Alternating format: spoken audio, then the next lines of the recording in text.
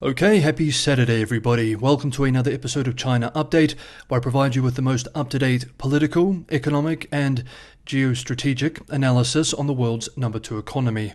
My name is Tony. Let's jump in. Today's episode will be very foreign policy and ideology focused. It may seem a little dry in places, but it's critically important. The reason I'm presenting this on Saturday is because normally on the weekend, it's more of the core China Update audience that follows on the weekend. This is the audience that is more interested in diving deep when it comes to following China. This is something that I believe today's episode does. It was a lot of research, probably more research than I've ever done for one single video, mostly in Mandarin, but I do think it's worth it. So I hope you enjoy. In a rare warning from China's powerful spy agency, the Ministry of State Security has attacked recent diplomatic overtures from the US as mixing engagement and containment.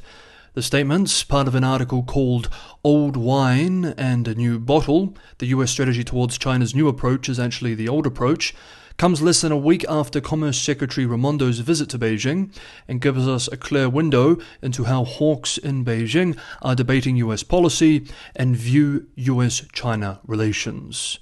Quote, recently, several US officials have visited China in succession, indicating that the Biden administration has no intention of curbing China's development, does not seek to decouple from China, is willing to maintain communication with the Chinese side, uphold normal US-China trade relations, and promote the stable development of bilateral relations.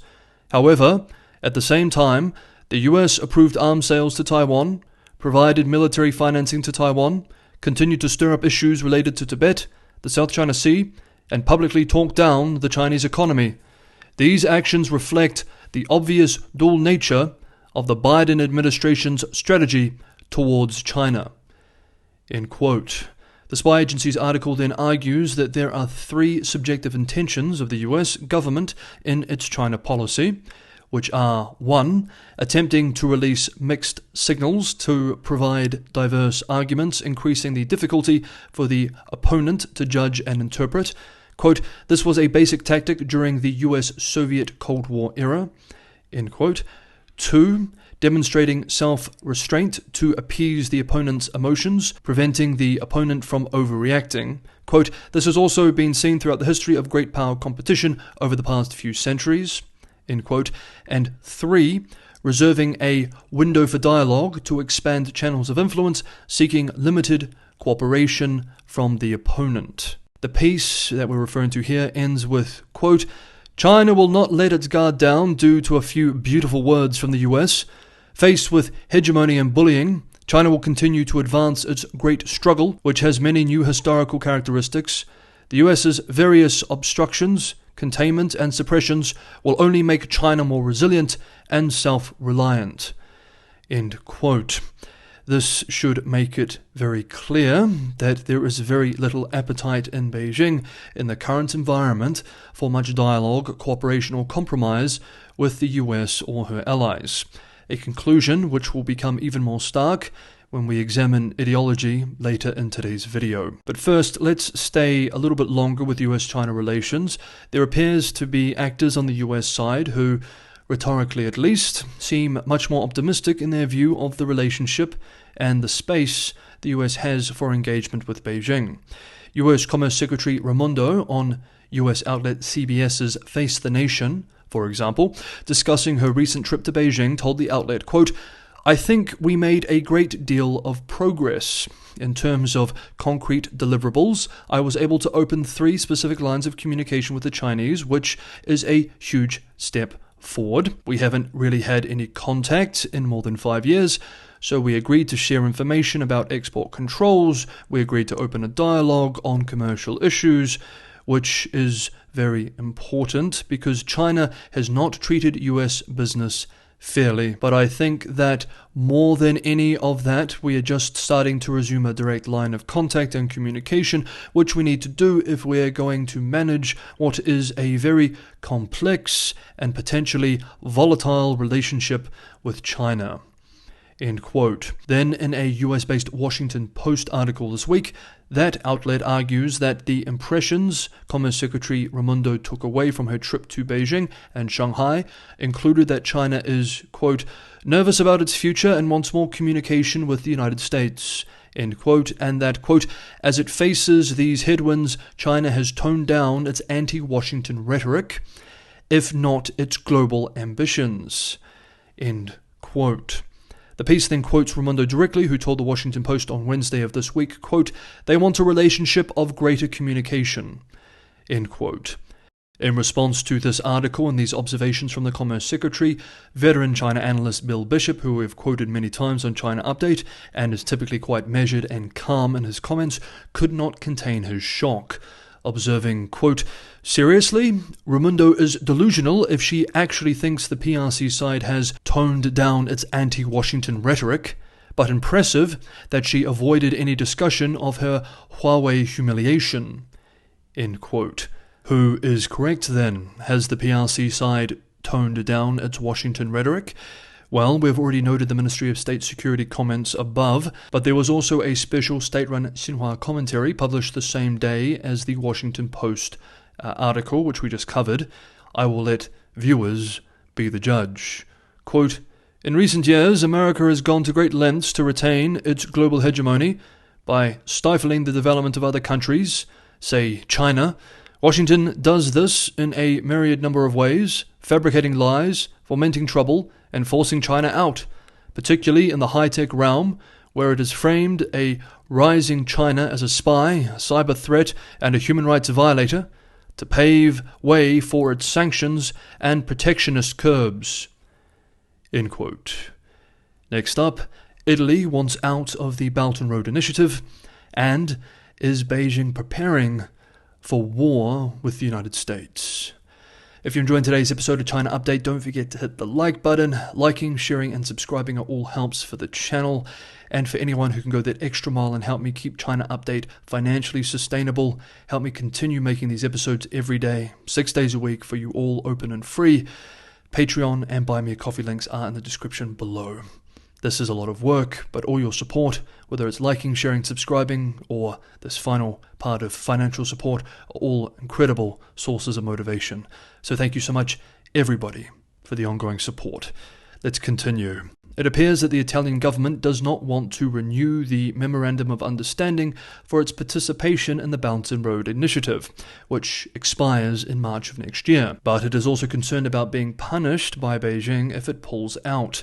Last weekend and Monday of this week, Italian Foreign Minister Antonio Tajani held talks in Beijing to facilitate an exit from Xi Jinping's flagship foreign policy initiative, while still trying to maintain space for alternative economic deals with China.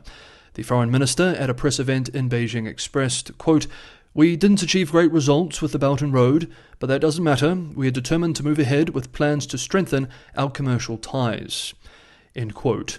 Speaking at the so-called 11th joint meeting of the China-Italy Government Committee on Monday, China's top diplomat, Wang Yi, called for mutual respect and openness, expressing that the Belt and Road Initiative had borne fruits for Italy. State-run Global Times was more direct in its advice to the Italians, writing this week that it would be, quote, unwise for Rome to shut itself out of business opportunities when facing such economic challenges, end quote. Cui Hongjian, director of the Department of European Studies at the China Institute of International Studies, told the Global Times on Tuesday that, quote, China hopes Italy can have a more comprehensive understanding of the Belt and Road Initiative's achievements and its prospects, given that Germany and France have recently increased their investment in China, and the British Foreign Secretary has also visited China.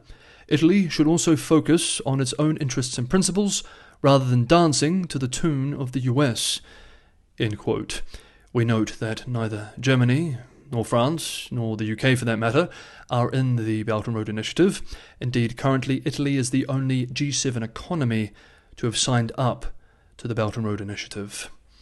Now, finally for today's video, we move to ideology. At least once a week on China Update, we like to examine the development and dissemination of ideology in the country, Ideology is important to follow as it often has a direct impact on policy debate and elite and popular world views in the country. It can also be a window into the thinking, wishful or otherwise, of top leadership too.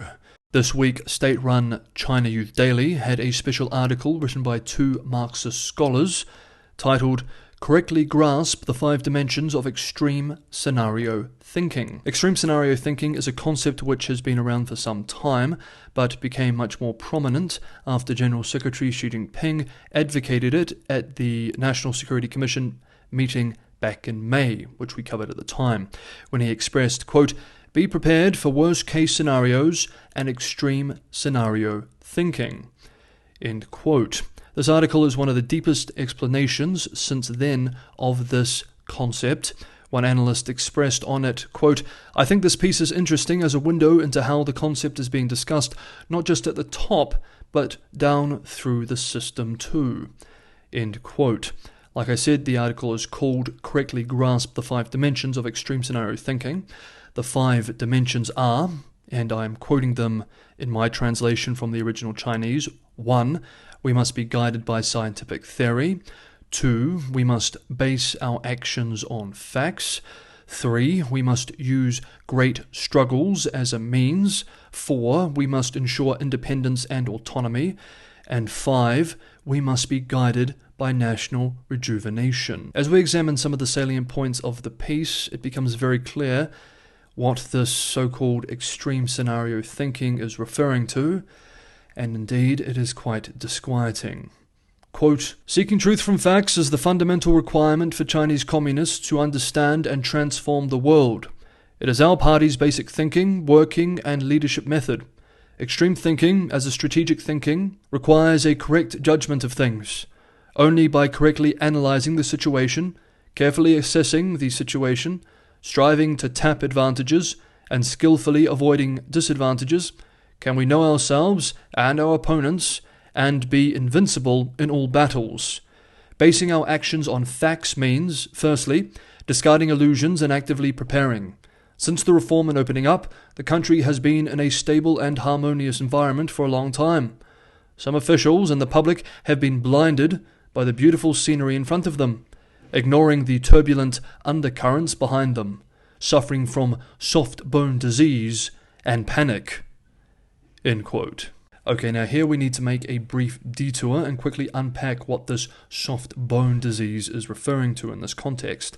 Soft bone disease is another political concept that was popularized in a December 2020 state-run Xinhua piece called "Worshipping America and Kneeling to America, Soft Bone Disease Must Be Cured." We actually covered this at the time, but at the time the channel only had a few hundred subscribers. The December 2020 article bluntly criticizes those within the party advocating for a policy of compromise with the United States, as well as the then as well as now highly alienated minority of Chinese liberals attracted to Western liberalism, who see Western liberalism as a possible path for China's development. The article castigates this clique, writing that they, quote, "have been spreading all sorts of arguments about worshipping America and kneeling to America.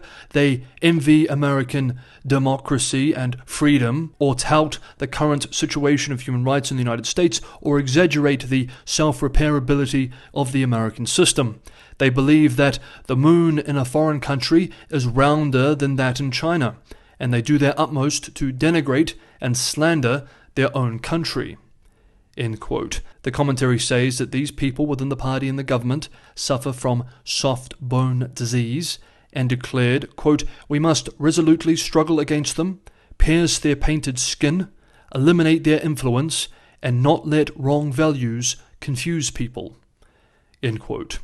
So when we hear soft bone disease used in state media commentaries, it is attacking what the ruling clique and leadership perceives as a dangerously pro-US liberal clique within the party and the government itself, as well as their ideas. This is what this week's article on extreme scenario thinking is referring to. We now return to that article and its ideological concept of extreme scenario thinking. By the way, I know this may seem quite dry and unimportant, but ideology is critical for us to follow in order to understand Beijing's dominant worldview and thinking. Let's continue with where we led off, and this is where things become quite concerning. Quote, some officials and the public have been blinded by the beautiful scenery in front of them, ignoring the turbulent undercurrents behind them, suffering from soft bone disease and panic. In recent years, Western countries led by the United States have frequently framed and blamed China and clamored about the China threat. Faced with the constant provocations of foreign hostile forces and the arms race of neighboring countries, China needs to be fully prepared for a possible crisis. End quote. We end with one further observation on this article, made once again by Bishop. Quote, there is debate in some circles about whether or not the country is preparing for war, likely with the United States. I think it is increasingly obvious that she is hardening the country in every way possible to prepare for that extreme case contingency, even if it is not his preferred outcome, as it would be a disaster for all of us. End quote. I know today's episode was quite heavy. I hope you were still able to get some value from it. Thank you very much, everybody, for watching. I hope you can have a wonderful weekend. I will see you all back here for more China Update on Monday.